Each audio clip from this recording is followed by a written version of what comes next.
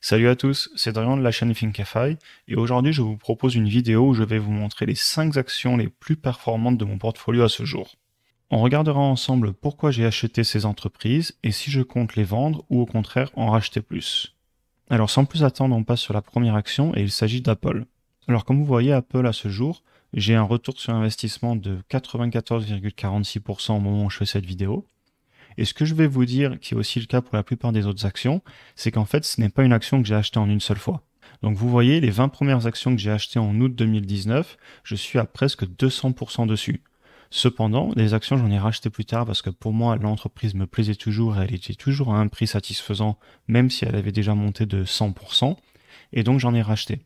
Et c'est ce que je vous dis souvent dans mes vidéos. C'est-à-dire que personnellement, j'hésite pas à racheter les actions même si je suis à la hausse du moment que l'action me plaît toujours. Alors certes, vu que je vous montre que la ligne qui fait la moyenne de mes prix d'achat, du coup ça me fait un pourcentage moins impressionnant à vous montrer, mais à vrai dire ça m'importe assez peu, parce que moi je fais de l'investissement à long terme, je fais pas du trading, et du coup qui est écrit 100% ou 200% ici, moi ça m'importe assez peu. Tout ce qui m'importe c'est la valeur ici, c'est combien j'ai d'argent dans l'entreprise par rapport à combien j'ai payé au départ. Et donc personnellement, je préfère avoir 4400 dollars sur l'entreprise avec un retour à 94% que seulement 3000 dollars sur l'entreprise avec un retour à 200%. Parce qu'au final, je suis en positif sur mes autres lignes et c'est de l'argent que j'ai gagné en plus. Alors évidemment, quand je dis gagner, j'ai pas vendu donc j'ai pas gagné, ce sont des plus-values latentes. Et donc ce que je vous dis ici, ça va être vrai pour la plupart des actions, sauf si je les ai achetées évidemment qu'une seule fois. Alors maintenant, passons sur Apple.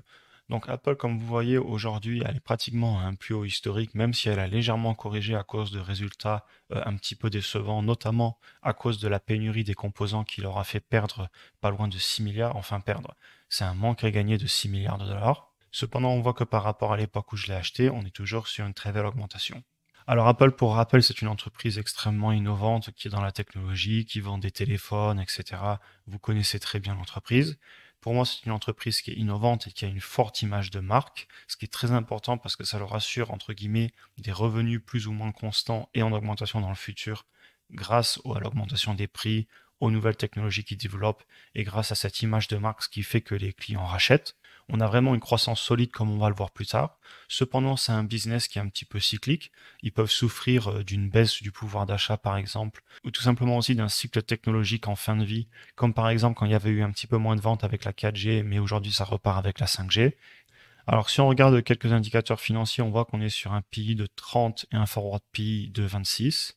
Alors c'est cher, sachant que l'entreprise, il y a encore 2-3 ans, elle était plutôt vers un PI autour entre 15 et 20. Donc actuellement, c'est une entreprise qui est assez chère, mais c'est aussi une entreprise qui peut justifier d'une très belle croissance. Comme on voit, ils ont eu une augmentation de leur vente l'année dernière de 36%, et les analystes estiment qu'ils auront une augmentation composée de 20% par an sur les 5 prochaines années au niveau des revenus nets. C'est aussi une entreprise qui paye un dividende, comme on va le voir plus tard. Et donc, du coup, si on va voir les revenus, on a, comme je vous le disais, une magnifique augmentation des revenus. Si vous regardez, depuis 2006, on est passé de 18 milliards à plus de 350. Donc, je vous laisse multiplier, mais c'est une très très belle augmentation. De la même façon, si on va regarder les revenus nets, on voit, comme je vous le disais, que c'est assez cyclique. Donc ça veut dire que selon les cycles de technologie, puis aussi le pouvoir d'achat des personnes, on a un résultat net qui est plus ou moins élevé. C'est aussi lié au prix des composants, à la situation économique, etc. Cependant, on voit que sur le long terme, c'est une entreprise qui continue de croître ses bénéfices et pour moi, c'est extrêmement positif. Donc ensuite, on va regarder la marge qui est directement liée au revenu net, hein, et on voit qu'ils ont une belle marge nette qui se balade autour des 20, 22, 25% selon les années. Donc c'est très très bon. Pour une entreprise manufacturière, c'est pas une entreprise qui vend de la technologie. Alors certes, ils ont l'Apple Store, etc. Mais c'est une entreprise qui fait des produits et avoir plus de 20% de marge dans une entreprise entre guillemets de l'industrie, parce que ça reste de l'industrialisation quand on fabrique des iPhones, c'est très très bon et c'est pour ça que je continue à garder l'entreprise et que je la garderai long terme. Et enfin, on va aussi aller voir le dividende.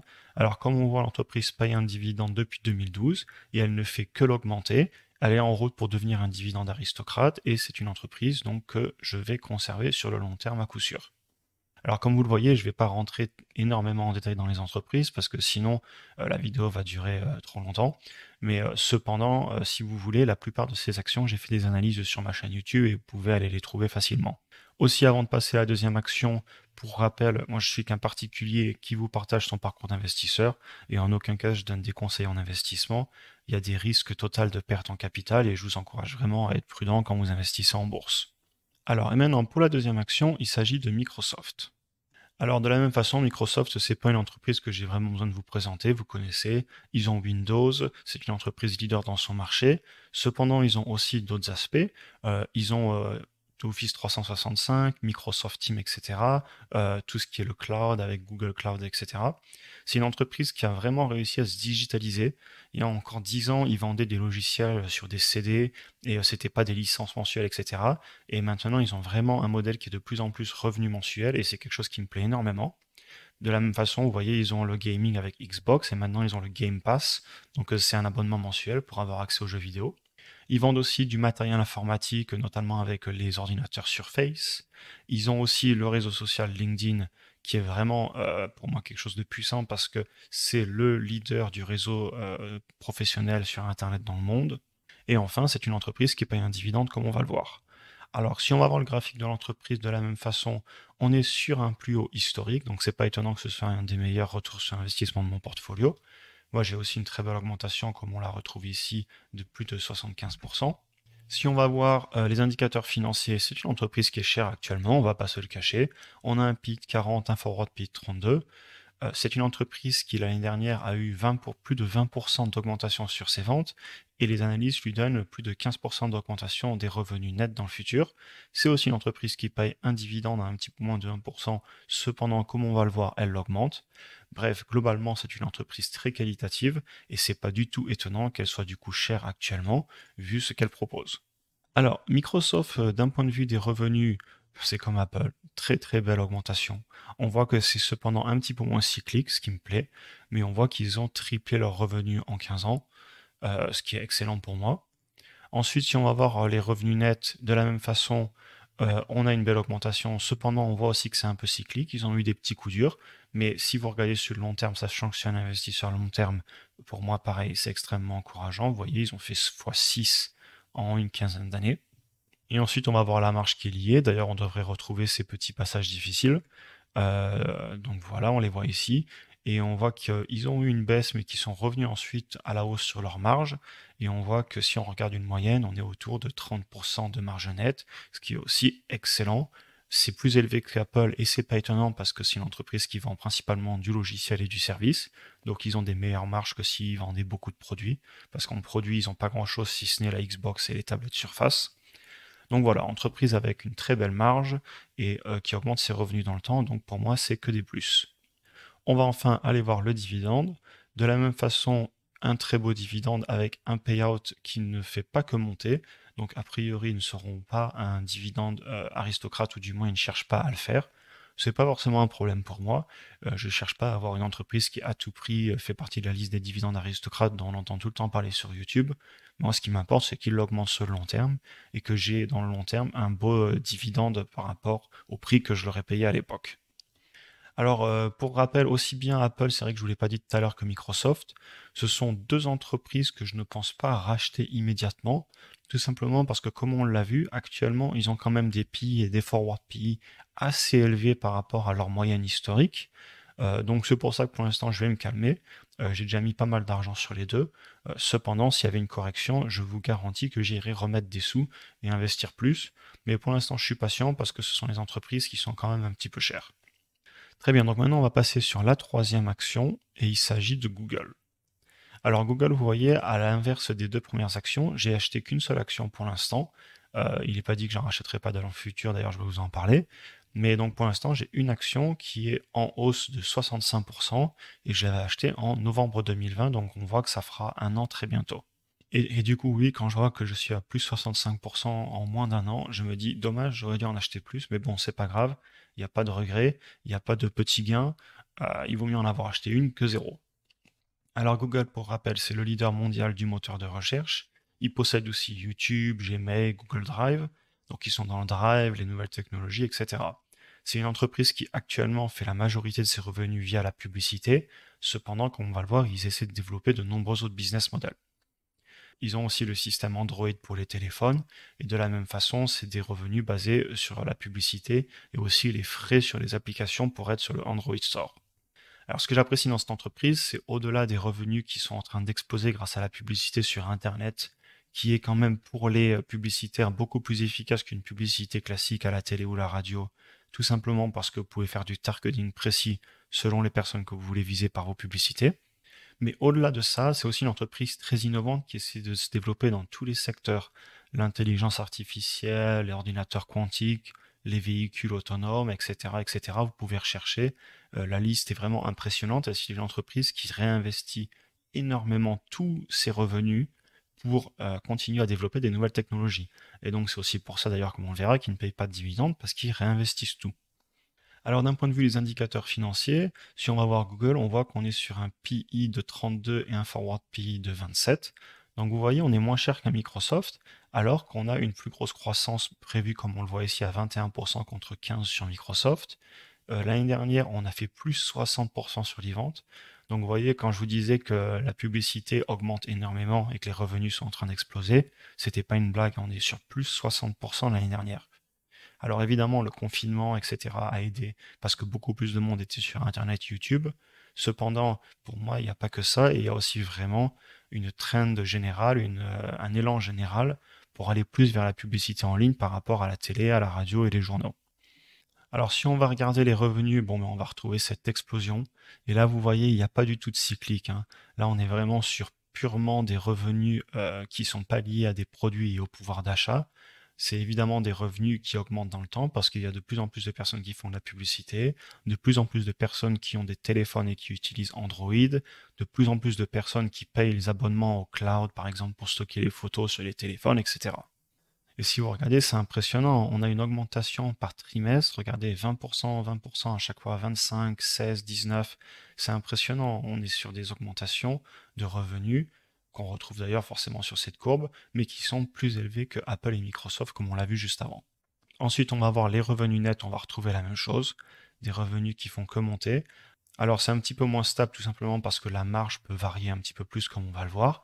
Cependant, on suit vraiment la courbe des revenus bruts. Et donc ensuite, la marge, si on va regarder, on est sur une marge nette qui se balade globalement au-dessus des 20%.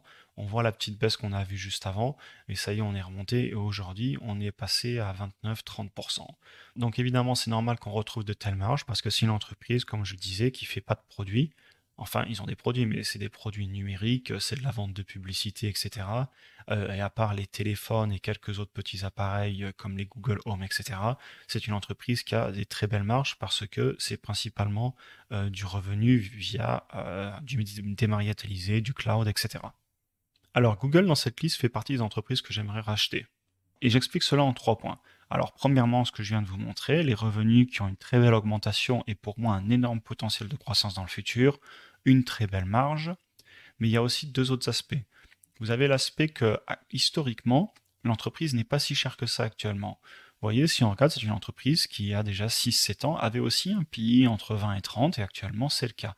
On voit que l'entreprise était très chère en 2017-2018, et ça c'est parce qu'elle a eu une baisse des revenus, donc ce n'est qu'un ratio ici, donc si vous avez le earnings qui baisse, et ben l'entreprise est plus chère. Mais si on regarde historiquement, elle n'est pas si chère que ça. Et le troisième point, c'est que c'est une entreprise ultra innovante, qui pour moi va continuer à développer son business dans le futur et à innover et ne pas avoir seulement des revenus de la publicité, mais je pense qu'ils vont avoir d'autres revenus avec les véhicules autonomes, l'intelligence artificielle, etc. Et donc c'est pour ça que c'est une entreprise sur laquelle j'aimerais réinvestir. Très bien, donc passons maintenant sur la quatrième action, et il s'agit de Switch. Alors Switch, c'est une entreprise dans le cloud de très haute sécurité et aussi dans le cloud renouvellement durable, si on peut dire ça comme ça. Donc c'est une entreprise sur laquelle j'avais investi beaucoup en novembre dernier parce que je la trouvais sous-évaluée par rapport au potentiel de croissance à venir. Et on voit que ça a très bien fonctionné puisque j'ai fait pas loin de plus 60%. Alors c'est une entreprise qui a une croissance pas aussi impressionnante que Google, mais par contre elle a une belle croissance constante. C'est une entreprise qui a une vraie base de clients solides. D'ailleurs Google, Amazon, etc. font partie de leurs clients. Et c'est en plus une entreprise qui a vraiment une bonne image dans le sens qu'ils ont des clouds déjà de très haute sécurité. Donc ça permet de sécuriser tout ce qui est les transactions bancaires, stocker les données clients, etc. Et en plus, ils ont cet aspect vraiment data center avec de l'énergie renouvelable, le respect de l'environnement. Et donc vraiment, c'est quelque chose qui pour moi est porteur. On va quand même aller voir les indicateurs financiers parce que c'est une entreprise qui n'est pas donnée actuellement. Donc si on va voir, on voit qu'on a un PI de plus de 110 et on a un forward PI de 96 pour, entre guillemets, seulement une augmentation des revenus de 24% des revenus nets du coup. Et l'année dernière, on a fait plus 11% sur les ventes. Donc c'est quand même une entreprise qui est chère par rapport au potentiel de croissance qu'on lui donne. Donc je pense que vous l'avez déjà compris, vu le prix de l'action actuelle, je ne vais pas forcément en racheter plus. Cependant, je pense quand même la conserver sur le long terme, on va voir pourquoi. Alors tout d'abord les revenus. Donc on voit que l'entreprise a une belle augmentation de ses revenus dans le temps, ça fait pas très longtemps qu'elle est en bourse. Cependant pour moi c'est du constant et ce que j'aime c'est que c'est pas un business qui est soumis à tout ce qui est cycle économique de trop parce que en fait elle vend pas son service à des particuliers mais bien à des entreprises. Donc si vous voulez, Amazon demain ne va pas arrêter du jour au lendemain d'acheter les services de Switch. Enfin, du moins, si Amazon arrête, ça ne veut pas dire que tous les autres clients vont arrêter. Évidemment, ils peuvent perdre des clients, mais sur le long terme, il n'y a pas de raison que les clients ne continuent pas à payer chaque mois et à payer plus chaque mois, puisqu'il y a toujours besoin de plus de données à stocker. Enfin, en tout cas, du moins, si on croit à la croissance de tout ce qui est en ligne, etc. Ensuite, si on va voir les revenus nets, on va remarquer que l'entreprise gagne de l'argent depuis 2018, donc avant elle perdait de l'argent. Donc ça aussi, ça explique le fait qu'elle a des ratios aussi élevés, parce que ça fait pas longtemps que l'entreprise gagne de l'argent, et donc il va falloir quelques années pour que les revenus augmentent et peut-être pour que les ratios en tout cas baissent. Ensuite, si on va voir la marge, on va voir que c'est beaucoup moins impressionnant qu'un Google, etc. Cependant, ça augmente très bien. Donc si vous regardez en 2018, ils ont enfin eu une marge positive, on était à 1% de marge nette, ce qui est très peu, je vous l'accorde. Cependant, si vous regardez, ça augmente très bien, et aujourd'hui, on est autour de 5% de marge nette. Alors ça fait pas beaucoup, cependant, c'est un business qui a assez peu de dépenses. Tout ce qu'ils ont à faire, c'est à construire de nouveaux service centers, donc de nouveaux data centers, et à les mettre en route. Ils n'ont pas énormément d'investissement en recherche et développement, ils ont juste à vraiment continuer à stocker les données de personnes et à facturer les services en conséquence. Donc c'est évidemment un business qui est bien moins révolutionnaire que Google, cependant c'est des revenus constants et mensuels, et donc c'est une entreprise qui certainement sur le long terme va augmenter et aussi du coup augmenter son dividende qu'on va voir juste maintenant. Donc c'est une entreprise qui paye un dividende depuis qu'elle est bénéficiaire, vous voyez, dès qu'elle a gagné de l'argent, elle s'est mise à le payer, et pour l'instant elle l'augmente chaque année doucement. Donc voilà, c'est une entreprise qui vous paye un dividende et qui est sur un secteur qui est assez protégé parce que c'est assez unique, entre guillemets, le cloud de haute sécurité. C'est pas du tout un service qui s'adresse aux particuliers qui pourraient du jour au lendemain décider de passer chez le concurrent. C'est vraiment du B2B, donc du business to business, donc du business entre entreprises. Et donc du coup, est-ce que je vais racheter l'entreprise ou la vendre? Je vais vous répondre que pour l'instant, je la conserve. Je ne vais pas en racheter plus. Cependant, je n'exclus pas de la vendre. C'est-à-dire qu'on voit par exemple qu'il n'y a pas longtemps, elle a explosé à la hausse. Bientôt, on a les résultats qui arrivent, là, les earnings le 16 novembre. Si l'entreprise vient à exploser, je ne sais pas, de 10, 15, 20%, et qu'on se retrouve avec un PI de 150, 200, un forward PI élevé, et que moi, en parallèle, je pourrais prendre 800, 900 dollars de plus-value, eh bien, peut-être, pourquoi pas acter ma plus-value. Alors évidemment, vous pourriez me dire, oui, mais c'est une entreprise que tu pourrais conserver 10 ans, etc. Et oui, c'est tout à fait possible. D'ailleurs, j'ai pas dit que je la vendais, pour l'instant, je la conserve. Cependant, pour moi, il n'y a pas de petite plus-value et il n'est jamais critiquable de prendre de l'argent quand on a une entreprise qui est surévaluée momentanément. Et donc, même si la plupart de mes entreprises, vous voyez, Apple, ça fait déjà presque 3 ans que je l'ai, non, ça fait 2 ans et demi passé que je l'ai, et je vais la conserver certainement de nombreuses années. Cependant, si je vois qu'une entreprise devient complètement surévaluée et que le potentiel de croissance n'est pas non plus exponentiel, comme on l'a vu, on est sur du entre 10 et 20% par an, on va retourner voir, vous voyez, non, 24% sur les 5 prochaines années.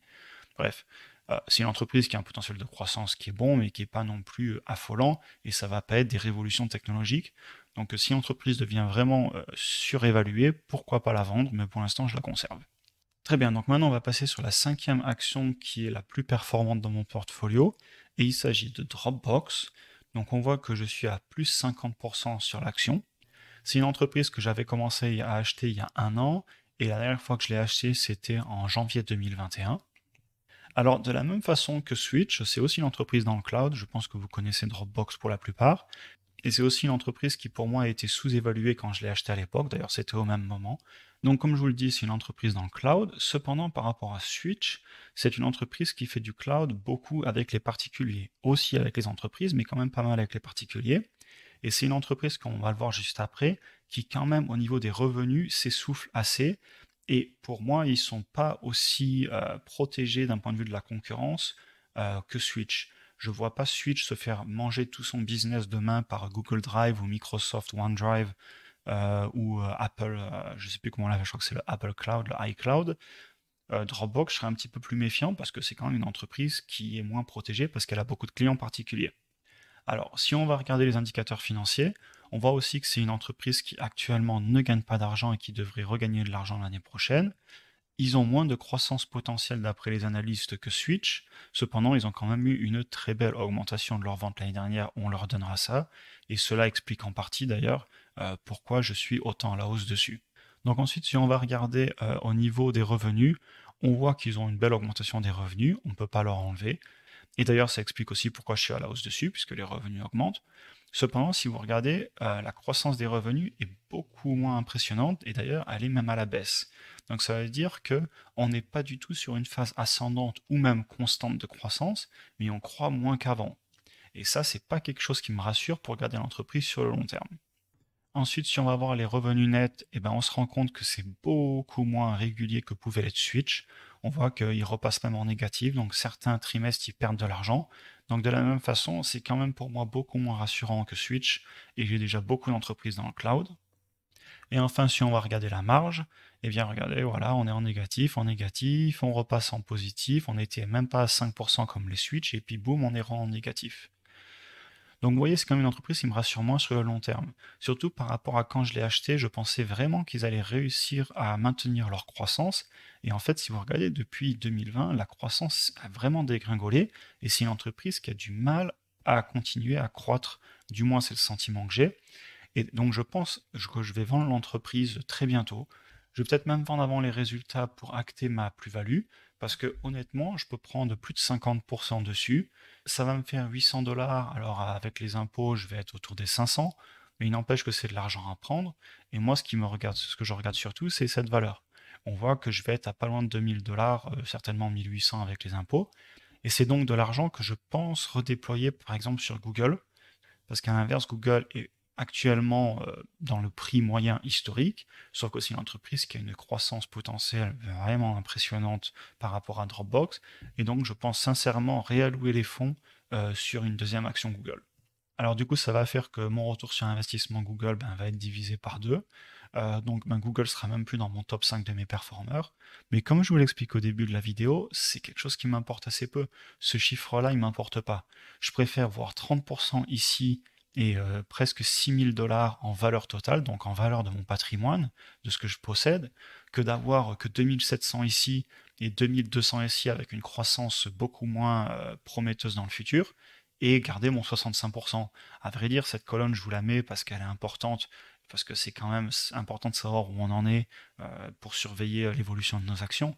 Mais pour moi, ce qui est le plus important, c'est combien on a d'argent au total actuellement, quel est notre patrimoine. Donc voilà, j'en ai fini avec cette vidéo.